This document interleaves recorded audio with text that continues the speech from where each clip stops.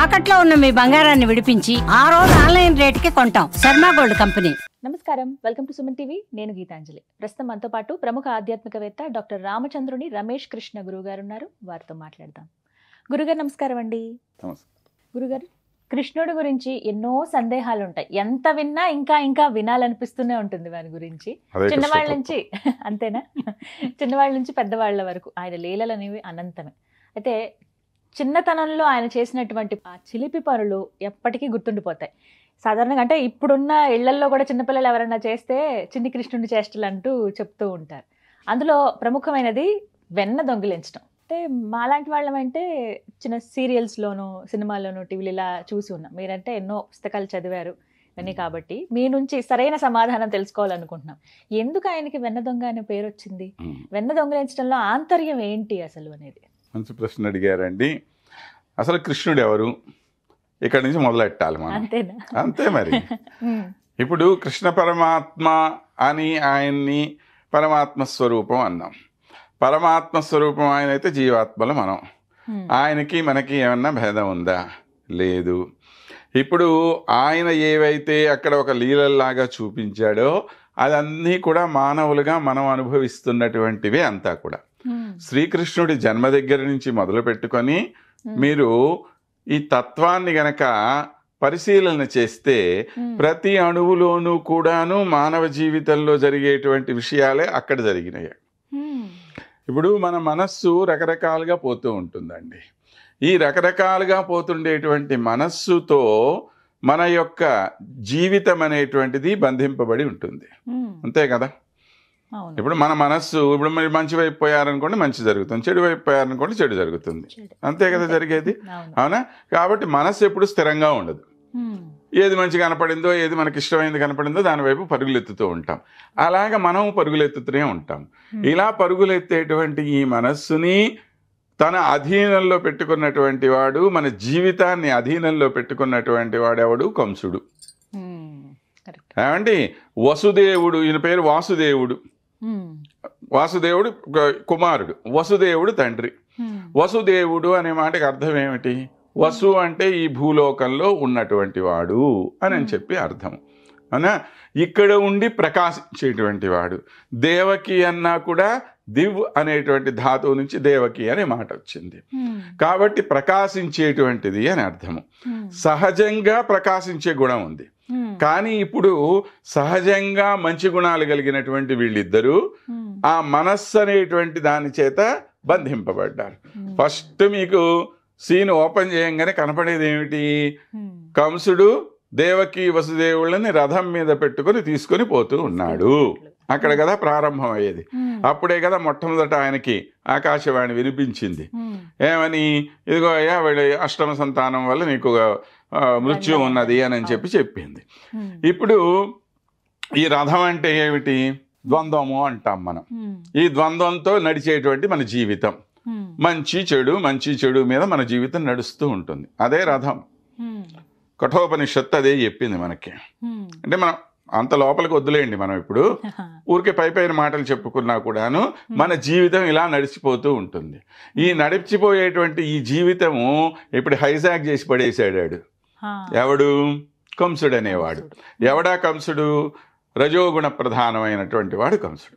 ఇప్పుడు రజోగుణం వశంలో పడిపోయినటువంటి జీవితము మళ్ళా ఎవరి దగ్గరికి రావాలి? సత్వగుణ ప్రధానుడైనటువంటి పరమాత్మ అధీనంలోకి రావాలి. అది ఎప్పుడు జరుగుతుంది? ఆయన ఎప్పుడు ఇక్కడ సాక్షాత్కరిస్తే అప్పుడు జరుగుతుంది. దాన్ని ఎవడు మళ్ళీ దోవలోకి పెడతాడు? ఆయనే దోవలోకి పెడతాడు. కాబట్టి ఆయన ఇక్కడ ఈ విధంగా అవతరించాడు. ఎప్పుడైతే ఆయన అవతరించాడో వెంటనే వసుదేవుడికి ఏమైపోయింది? బంధనాలన్నీ విడిపోయినాయి దానంతటదే. అంటే ఏమర్థము?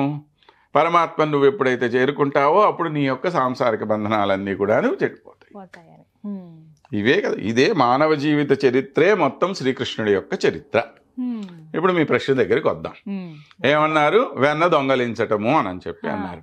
వెన్న అనేటువంటి మాటకి ఏంటండి మన సంస్కృతంలో మాట? నవనీతము అని పేరు. అవునా?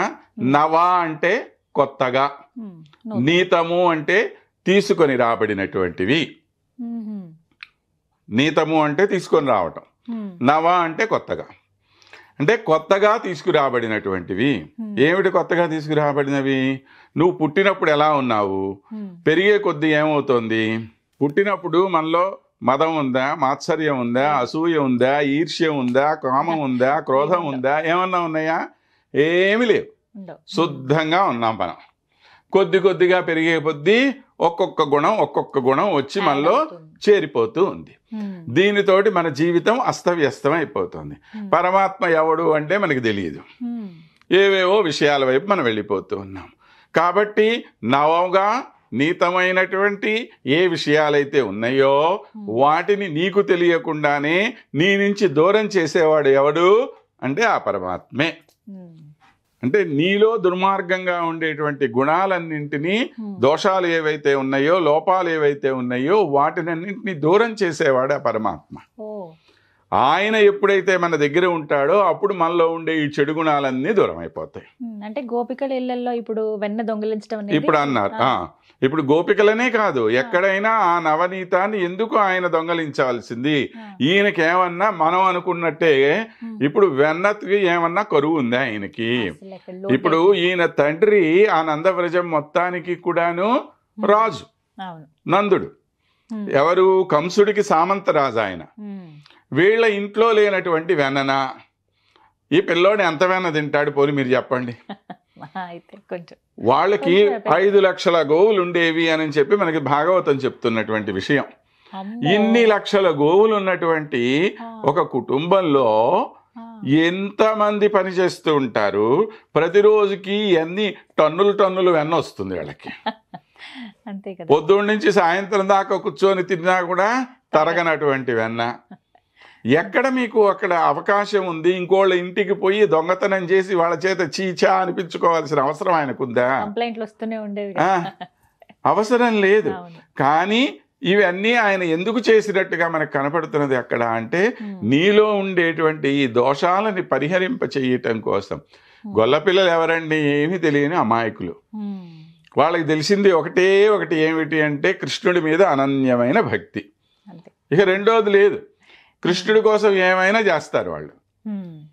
అలాంటి భక్తి కలిగిన వీళ్ళలో ఉండేటువంటి దోషాలని తాను స్వీకరించటం అనేటువంటిదే అక్కడ ప్రధానమైన విషయం. కానీ ఆ వెన్న దొంగలించడానికో ఆ వెన్న తినటానికో ఈయన పోయాడు ఇవి అంతా కూడా మనకి ఏంటో తమాషాగా చెప్పుకోవటానికి కథలు ఏమన్నా ఉంటాయి. కానీ అంతరార్థం మాత్రము వెన్న దొంగ అంటే ఇదే. అందుకనే మనం కూడా కృష్ణాష్టమి పూజ చేసినప్పుడు ఖచ్చితంగా వెన్న పెడతాం ఆయనకు. ఇప్పటికీ వెంకన్నకు కూడా అదే పెడతాం. ఆయన కృష్ణుడే కదా, ఇంకెవరు మరి. నవనీతం మరి పొద్దున్నే నవనీతం పెడతాం. దేనికి? పరమార్థం అది అంతే. ఎందుకంటే అది ఈ వెన్న తీసుకోవటం అనేటువంటిది కూడా మనకి తెలియకుండా వెళ్ళిపోతుంది. అది దానిలో ఉండే ఒక గుణం కదా అది. మీరు వెన్న రాసుకున్నారనుకోండి చేతికి, మీ కంటికి కూడా కనపడదు కదా అది. ఇంకా అలా వెళ్ళిపోతూ ఉంటుంది అన్నమాట. కాబట్టి నీకు తెలియకుండానే వెళ్ళిపోతుంది. పరమాత్మ సన్నిధి ఎప్పుడైతే మనకు ఉంటుందో మనలో ఉండేటువంటి దుర్గుణాలు అలా వెళ్ళిపోతాయి. దానికి నువ్వేం ప్రత్యేకమైన ప్రయత్నం చేయాల్సిన అవసరం లేదు. మన ప్రయత్నం ఓన్లీ పరమాత్మని చేరేటువంటి ప్రయత్నం. అది చేస్తే ఇవన్నీ పోతాయి. అది నవనీత చోరుడు అంటే మాటకి అర్థం. కానీ ఆయన ఏదో దొంగ, ఏదో మనం ఏదో రకరకాల పాటలు కట్టి ఆయన మీద సినిమాలన్నీ తీసేసి ఏదో ఎవడన్నా పరిగమాల వెధ ఉంటే ఎవరే వాడు కృష్ణుడురా, వాడు అమ్మాయిలు ఏదో గొడవ చేసేవాడురా, అమ్మాయిలు ఇది చేస్తాడురా, అది చేస్తాడురా, చిలిపి పనులు చేస్తాడురా, ఇవన్నీ కూడా అర్థం లేనటువంటి మాటలు. పోలికలు పోల్చుకోవడం అంతే. ధన్యవాదాలు గురుగారు. నమస్కారం.